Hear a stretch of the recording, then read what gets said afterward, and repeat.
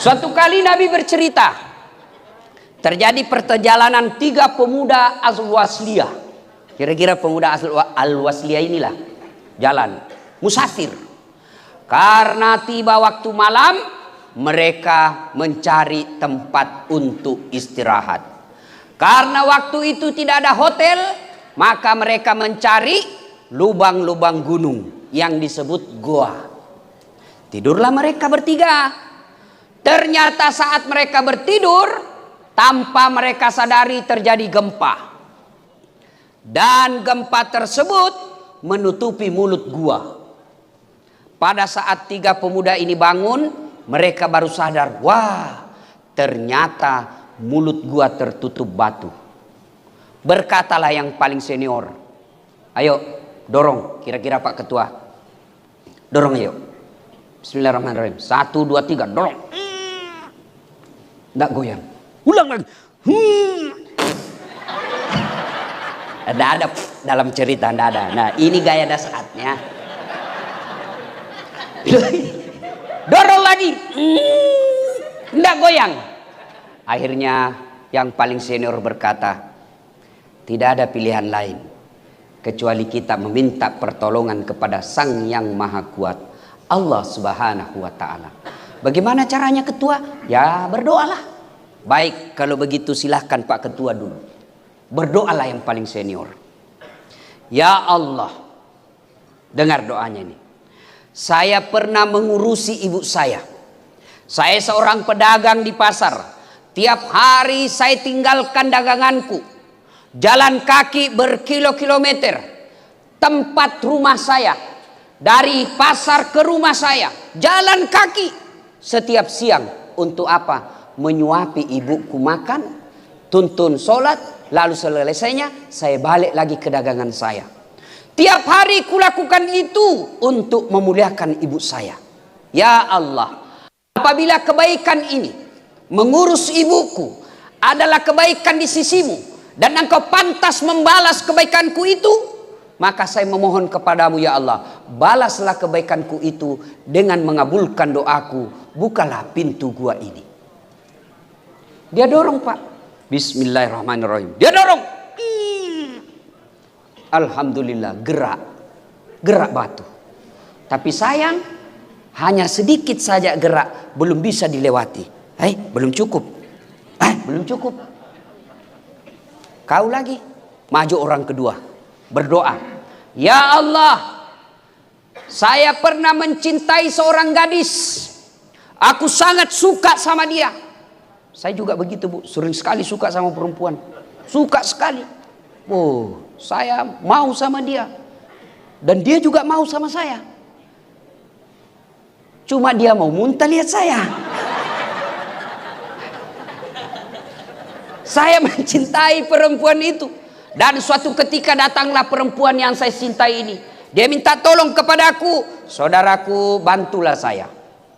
Oke, saya bantu kau dengan catatan, temani saya tidur 1 malam. Kalau kau mau saya tolong, temani saya tidur semalam. Loh, bagaimana caranya? Kau bukan suamiku. Ya terserah, mau ditolong, temani saya. Kalau tidak mau, saya tidak tolong kamu. Berpikirlah perempuan ini, saya sangat membutuhkan pertolongannya. Akhirnya apa? Oke, baik, saya terima syaratnya. Di tempat yang mereka telah sepakati, waktu yang mereka telah tentukan, mereka ketemu. Telanjang bulat lah ini perempuan.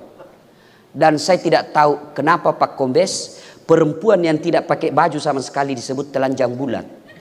Kenapa tidak disebut telanjang segi 4? Jangan tanya sama saya, silakan tanya sama Ketua MUI. Barangkali beliau punya jawabannya. Ketika beliau telanjang bulat ini perempuan, mau lompatlah ini cowok. Dia bilang sudah kesempatan ini. Dia mau lompati, tiba-tiba dia seolah-olah melihat rambu lalu lintas. Seolah-olah melihat rambu lalu lintas, huruf P silang warna merah. Artinya dilarang parkir. Mundur dia. Kata perempuan, Mas, gimana Mas? Nggak jadi. Sudahlah, terlanjur. Nggak ada kata terlanjur. Jadi gimana? Saya tetap tolong kau dek. Nih yang kau butuhkan. Kau pulang pakai pakaianmu. Tetap saya tolong kamu. Ini duit. tidak utang. Saya ikhlas tolong kamu. Pergi kau, silakan. Ya Allah, jika saat itu sudah kesempatan di depan mata, saya tidak menzina, saya tidak berzina karena saya takut kepadamu ya Allah, adalah kebaikan di sisimu. Saya mohon kepadamu ya Allah, balaslah kebaikanku itu dengan mengabulkan doaku. Bukalah pintu gua ini. Bismillahirrahmanirrahim. Dia dorong. Alhamdulillah, bergeser. Belum bisa. Maju orang ketiga. Maju orang ketiga. Ya Allah, saya pernah mengurus, saya pernah punya karyawan. Satu karyawan saya, mestinya saya gaji. Tapi sebelum dia gajian, dia pergi merantau. Lalu gajinya saya simpan. Saya belikan kambing 1 ekor. Hamil tidak ada suaminya. Kambing. Ini namanya juga kambing. Tapi sekarang banyak juga cewek mau saingan sama kambing. Hamil tidak ada suaminya deh, beleng-beleng.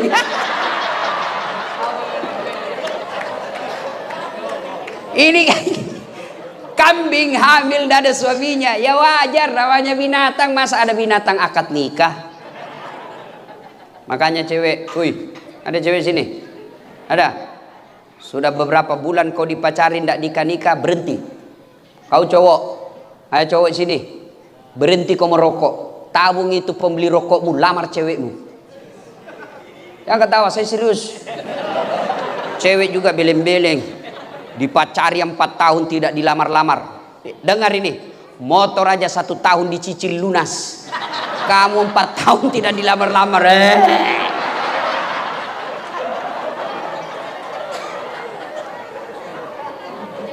Saya pernah memelihara kambing itu. Dari 1 ekor beranak pinak menjadi puluhan ekor dan menjadi ratusan ekor. Ketika jumlahnya ratusan ekor, datanglah ke pegawaiku itu. Tuan, saya dulu pergi belum terima gaji. Mana gaji saya? Kata tuan ini tuh, gajimu.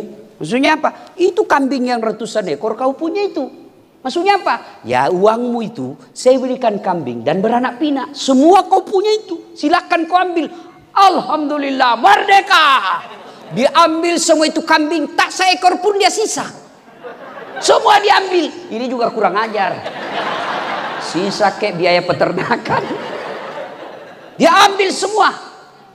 Lalu dia berdoa mengenang kebaikannya. Ya Allah, jika memelihara amanah adalah kebaikan di sisimu, dan kau balas, engkau pantas membalas kebaikanku itu, saya mohon kepadamu ya Allah, balaslah kebaikanku itu dengan memelihara amanah itu, dengan mengabulkan doaku. Tolong kau buka pintu ini.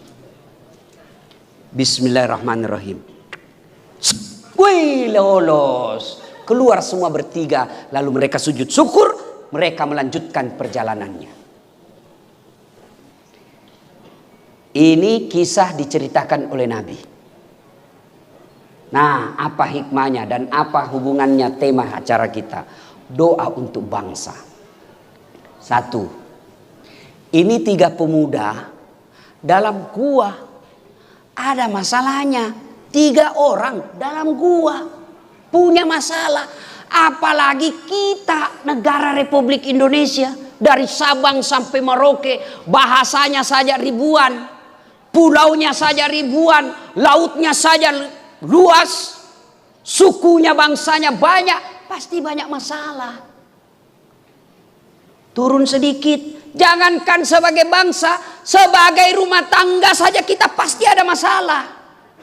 Tidak ada manusia di dunia ini yang tidak ada masalahnya. Jangankan sampean semua, jangankan bapak-bapak ibu semua, Nabi saja ada masalahnya. Jangan pikir ini ustadz tidak ada masalah. Oh, banyak masalah Pak. Selalu digoda janda-janda. Awal-awal curhat, Ustadz, saya penuh masalah Ustadz. Apa maksudnya Bu? Iyalah Ustadz, karena kami perlu pendamping pret. Masya Allah. Jangankan Ustadz, nih ketua majelis ulama, Bapak pikir tidak ada masalah? mau kembali hitam rambut. Coba, mana ada tidak ada masalahnya? Bapak polisi, banyak masalahnya. Lain yang berbuat, beliau yang dimusuhi. Coba itu polisi. Lain yang nakal di jalan, semua polisi kau musuhi. Kan namanya tidak adil. Mana ada manusia tidak ada masalahnya? Nih.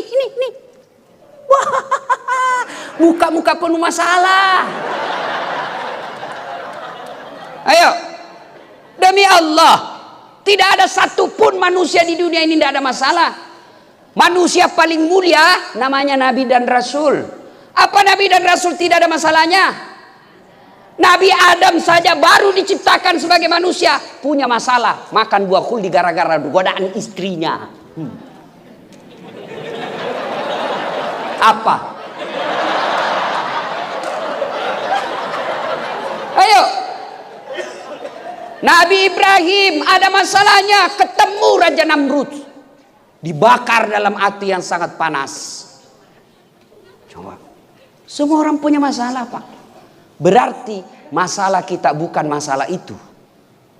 Masalah kita adalah bagaimana cara mengatasi masalah. Ini yang jadi masalah, mengatasi masalah tanpa masalah. Ibu Waslia tahu juga Pegadaian. Wah. Muka-muka penuh Pegadaian ini, Pak. Ayo, mana ada orang tidak ada masalah? Itu sebagai pribadi, sebagai bangsa. Pilpres masalah. Selesai pilpres masalah lagi. Coba, cebong kampret belum rujuk. Padahal Prabowo Jokowi sudah satu paket. Apalagi kamu dongo. Sekarang tidak mau bergeser, cebong kampret. Cemen lumen dongo. Coba. Rasanya tahun 2020 kemarin 4 bulan aja kita hidup. Maret, Januari, Februari, Maret, Corona. Ya kan? Selama Corona kita dipaksa pakai masker. Saya senang pakai masker, tidak kelihatan hidungku yang pesek. Kita dipaksa jaga jarak, padahal selama ini budaya kita saling berangkul, budaya kita ngobrol di warung kopi. Dipaksa kita tidak boleh keluar rumah. Kita minta supaya ada vaksin, ada lagi vaksin, ribut lagi. Oh, ini palsu, ini bahaya, sudah tembak. Bikin ngeri juga, Pak. Ya.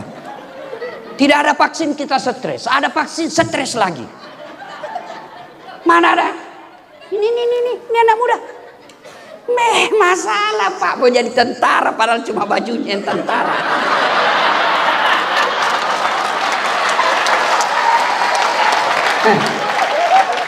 Tidak ada orang tidak ada masalahnya. Pak polisi, siapa paling tinggi polisi sekarang di Indonesia? Siapa namanya? Idam Aziz, Kapolri bintang 4. Apa tidak ada masalahnya? Masalah sudah dekat. Apa? Pensiun. Apa? Pensiun. Sudah pensiun, mau pakai lagi tongkat. Dia bilang lagi kau orang gila. Siapa gubernur sekarang? Di sini. Apa tidak ada masalahnya? Masalah besar, Pak, melaksanakan janji-janji supaya 2 periode. Ayo, sudah 2 periode selesai masalahnya? Tidak, Pak, barangkali punya cita-cita lagi. Jadi wali kota, sudah terpilih 2 periode. 1 periode, mau 2 periode. Sudah 2 periode selesai masalahnya, mau jadi gubernur. Sudah gubernur, ditangkap KPK. Tidak ada orang tidak ada masalah. Semua kita punya masalah. Ini Ustadz yang pakai apa namanya? Serban. Apa tidak ada masalahnya? Saya tidak tahu, Pak. Tidak enak saya sama Ustadz. Masalah, Pak. Semua orang punya masalah. Nah, sekarang Ayo, belajar dari kisah tadi. Ayo saudara-saudaraku, ada masalah, yuk belajar dari tadi. Apa pertama? Doa. Bahkan Nabi jelaskan, doa bagi umat Islam adalah senjata. Nah, ini jadi tidak usah sebagai bangsa deh.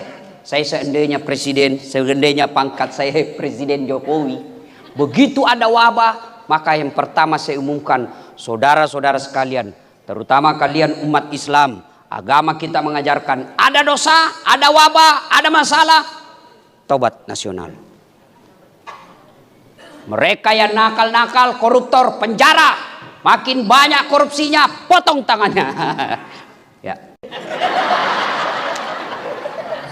Cek. Ah, semprot dulu.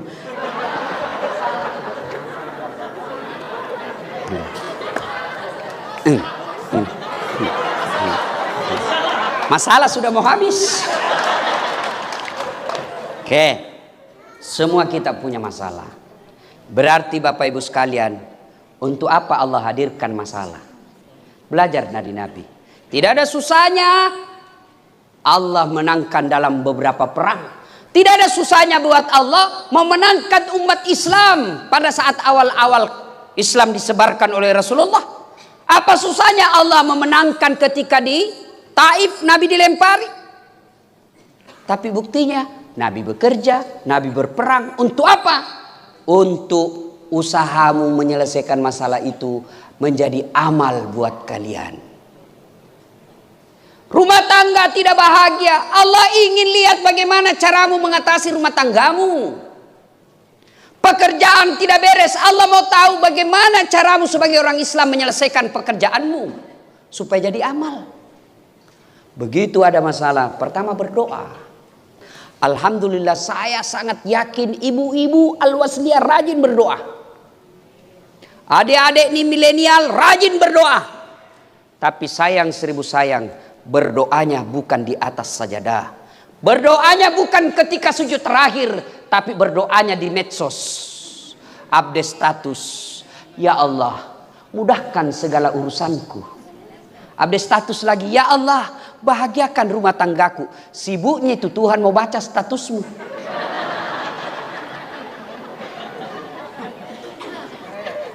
Ayo, ada masalah berdoa.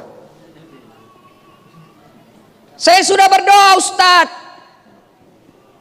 Kenapa Allah tidak selesaikan masalah saya? Berarti Allah ingin Bapak semakin lama berdoa. Karena kalau Bapak berdoa hari ini langsung dikasih, berhentilah Bapak berdoa. Tapi karena ditunda, akhirnya 1 bulan Bapak berdoa. Bukankah 1 bulan berdoa itu pahala dan kemuliaannya tinggi? Maka Bapak Ibu sekalian, ada masalah dalam hidup ini, doa. Dan hebatnya Allah janji, ud'uni astajib lakum. Berdoa kau kepadaku, pasti saya kabulkan. Itu janji Allah, bukan janji caleg.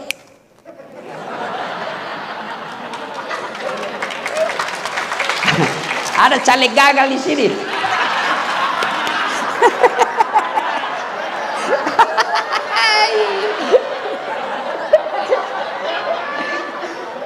Lihat, Bu, coba lihat kalau mau caleg tuh, bagi-bagi kartu nama itu, pilih saya, sama-sama kita Al-Wasliyah.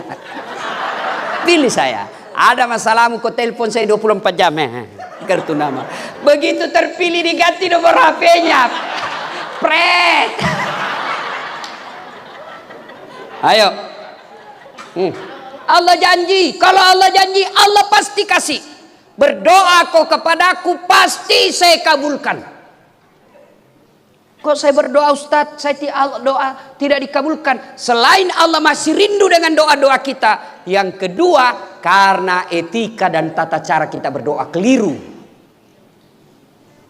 Fa isa sa'laka ibadi anni fa inni qarib ujibu da'wata da'i isa da'an. Aku mengabulkan doanya orang-orang yang berdoa apabila dia berdoa. Coba simak kalimatnya baik-baik.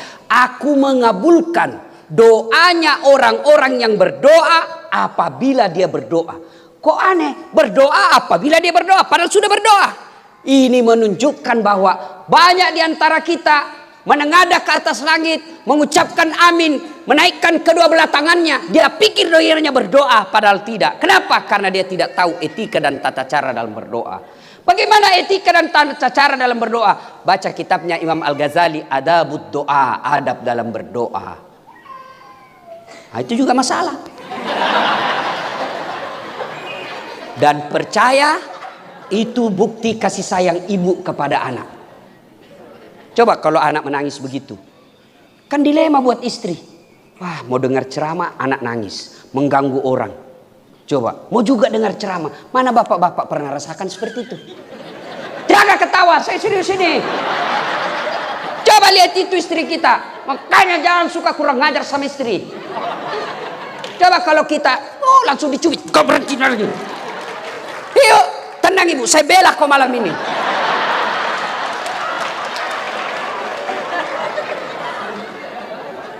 Ya. Nah, saudara-saudara sekalian, berdoa salah satu sebab kita gagal dalam berdoa karena kita tidak tahu apa yang kita minta. Bu-ibu, mau saya ajarkan doa supaya anaknya bisa lebih hebat dari Ustadz Abdul Somad atau Adi Hidayat. Bisa? Mau? Mau? Ayo ikut, ini doanya, gampang sekali. Ayo ikut doanya, Bu. Bismillahirrahmanirrahim. Allahumma barik lana. Belem-belem. Apa kamu barik lana? Memangnya mau makan. Ayo. Ini menunjukkan bahwa ibu asal doa, tidak tahu apa yang ibu baca. Doa tidak harus pakai bahasa Arab. Tidak ada kewajiban berdoa pakai bahasa Arab. Doa itu curhat, silakan sampaikan keluhan hatimu kepada Allah. Daripada ibu bahasa Arab bingung malaikat. Apa maksudnya ini ibu? Lain di bibir, lain di hati. Ternyata doa yang dibaca, doa minta hujan.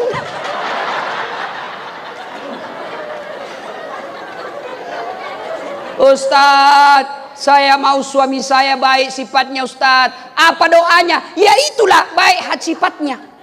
Ustadz, saya mau punya anak soleh. Apa doanya? Ya itu anak soleh. Gimana caranya? Ya Allah, saya sebagai wanita tidak bisa memberi hidayah kepada suami saya. Engkau yang maha memberi hidayah. Berikan hidayah kepada suami saya Allah. Saya takut jika suami saya begini terus, maka terjadi perceraian. Bukankah engkau tidak menyenangi perceraian? Maka tolong ya Allah, bantu saya memperbaiki suami saya. Amin ya Allah. Sudah. Ya Allah, anak satu-satunya yang engkau berikan. Inilah harapan saya yang bisa meneruskan risalah Islam. Tapi bagaimana kalau engkau tidak memberi hidayah kepada anak saya?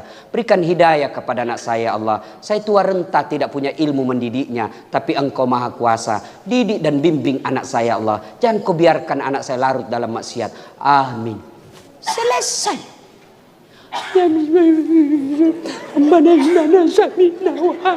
Padahal dia minta supaya sembuh perutnya. Tidak nyambung. Oi. Hai. Iya Bu. Apa masalah ibu? Sebut.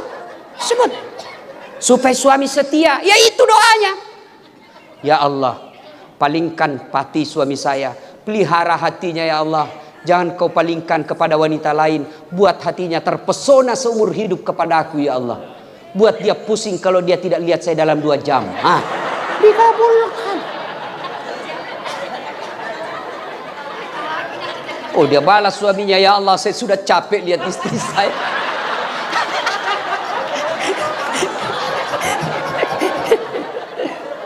Ya, adik-adik remaja, ayo doa. Tidak ada yang mustahil kalau Allah membantu kalian. Tidak ada yang mustahil. Mustahil kata manusia, itu kata manusia. Kalau Allah yang mau, kecil men, kecil. Jadi pegawai negeri kecil men, kecil. Mau jadi polisi kecil buat Allah. Allah cuma ucapkan kun. Jadi mau jadi polisi tidak usah nyogok 800 juta. Sampai pensiun tidak bisa bayar itu Pak. Jadi PNS mau nyogok 500 juta. Sampai pensiun kau tidak bisa kembali modalmu itu 500 juta. Lalu gimana Ustaz? Minta tolong kepada Allah. Demi Allah, saya jadi dosen PNS juga. Tidak ada. Malah negara yang minta. Kok bisa Ustaz? Ya bisa aja kalau kita minta kepada Allah. Padahal waktu itu sempat berkas saya dihilangkan. Tapi kalau Allah yang tolong, kecil jadi PNS. Ada di sini belum dapat jodoh? Ada? Ada janda yang mau dapat jodoh lagi? Coba daftar. Saya atur sama ini bapak-bapak. Sini. Ayo. Ada yang sembuh, ada yang sakit tidak sembuh-sembuh. Minta kepada Allah. Kecil buat Allah sembuhkan penyakit bapak. Cuma yang jadi masalah, kita lebih senang datang sama manusia daripada datang kepada Allah.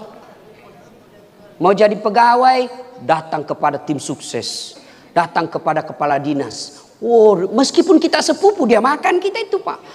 Saya ini memang kita sepupu deh. Tapi kan ada bos saya, bosnya lagi tuh dia jual. Padahal dia yang makan sepupunya. Maka lebih baik minta kepada Allah. Sudah minta kepada Allah, tidak dikabulkan Ustadz. Berarti yang ketiga, tadi kan satu, caranya berdoa dia tidak tahu. Dua, Allah ingin lama-lama berdoa. Yang ketiga, Allah tahu apa yang kita minta tidak baik. Saya punya pengalaman Pak Kombes. Ya, tamat SMA saya daftar kabri. Mau jadi kabri penerbang. Nggak lulus. Kenapa? Ceper. Nggak cukup tinggiku. Saya protes kepada Allah. Ya Allah, kenapa kau tidak kasih lulus saya?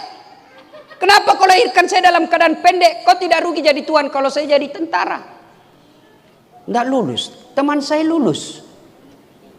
Sekarang saya ketemu terakhir di Polda Sulawesi Barat, satu bunga di sini. Pakai baret merah karena dia reserse. Saya pakai baret putih karena saya jadi ustadz. Tapi alhamdulillah jangan jadi ustadz, mulai baret hitam sampai baret merah ku cara ikut semua. Itu kawan saya yang lulus yang cuma satu bunga ketemu sama Kapolda Bintang 2 ya Pak. Saya Kapolda hormat mas. Apa? Jangankan Kapolda, Kapolri. Allah kasih yang terbaik. Jangan sangka buruk. Jangan sangka buruk. Sudah minta kepada Allah, sudah berdoa, sudah ikhtiar, sudah nasar, sudah sedekah, tidak dikasih. Berarti yang kita minta tidak baik. Sudah pasang baleho, habis duit 300 juta. Jual sawah, tidak jadi anggota DPR.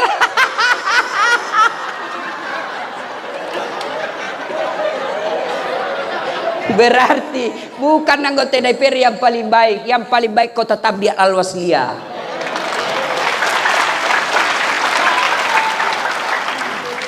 Nah, kan enak berpikir gini Pak. Nggak ada tenang, nggak ada susah kalau kita selalu berbawa ke sisi positif. Ya. Saya ditinggal suami, berarti suamimu memang bejat, tidak cocok juga ibu. Karena ibu orang baik, ini Allah pisahkan, ini jelek, ini suami. Enak perasaan. Ya. Cerai, istri cerai, padahal suaminya baik, bagus agamanya, akhlaknya baik. Istrinya cerai, berarti tidak cocok, itu Allah kasih kau nanti yang lebih bagus. Nah, jadi ya jelas ada masalah. Berdoa kepada Allah. Kedua, hikmah dari kisah. Ternyata dalam berdoa boleh menyebut kebaikan. Tapi kepada Allah. Tidak boleh kepada manusia. Yang tidak boleh menyebut kebaikan kepada manusia. Kau tahu Dasat? Itu yang Ustaz beleng-beleng. Dia jadi Ustaz. Saya engkau situ. Satu kampung saya, keluarga saya itu. Dia jadi Ustaz. Saya. Kalau bukan saya, jadi sampah itu anak. Itu tidak boleh. Tapi kalau kepada Allah, ya Allah, saya pernah mengurus anak yatim. Saya ambil dari kampung anak saudara saya. Saya urus dari kecil. Saya sekolahkan, saya kuliahkan, saya carikan kerja. Sekarang sudah mapan ya Allah. Apabila mengurus anak yatim adalah kebaikan di sisimu dan engkau pantas membalasnya, balaslah kebaikanku itu. Sembuhkan penyakit asam urat yang kuderita. Boleh. Ya Allah, saya pernah mengurus anak yatim dari kecil sampai dia bekerja. Apabila mengurus anak yatim adalah kebaikan di sisimu dan engkau pantas membalasnya ya Allah, balaslah kebaikanku itu. Buat istriku ikhlas saya kawin lagi. Ini pasti dia catat semua ini. Silahkan doa. Berdoa boleh menyebut kebaikan. Sampai jam berapa ini Pak?